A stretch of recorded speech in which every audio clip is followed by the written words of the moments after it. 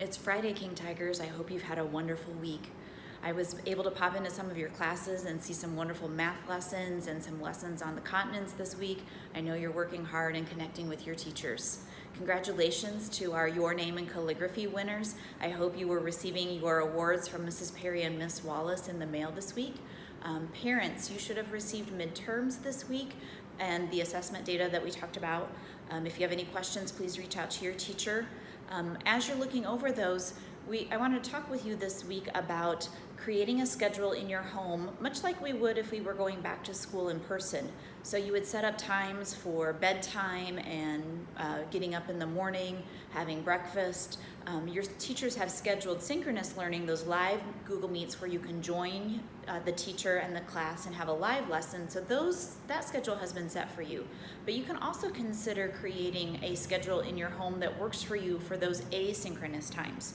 So maybe 10 o'clock in the morning doesn't work for your family to sit down and work on some of those assignments, but 6 o'clock at night after dinner does work for your family. And so consider creating a schedule of work time as well as a space in your home that works for your family to work on those assignments. So maybe it's the kitchen table, maybe your child has a desk area in your home or a TV tray that you can set up and work on those assignments so that is their spot that they go to when they're working on assignments.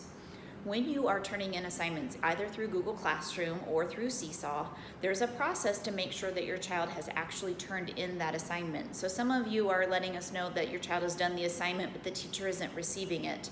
So a couple things to think about is when you are in Google Classroom, make sure that your child is clicking on the turn in button, and in Seesaw that they're clicking on the check mark to say that assignment is done.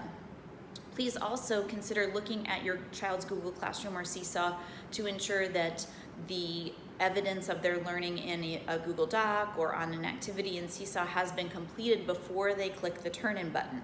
So sometimes on those assignments, students are opening them up and maybe something happens and they click the turn-in button too soon, and so the assignment is going to the teacher and it's blank.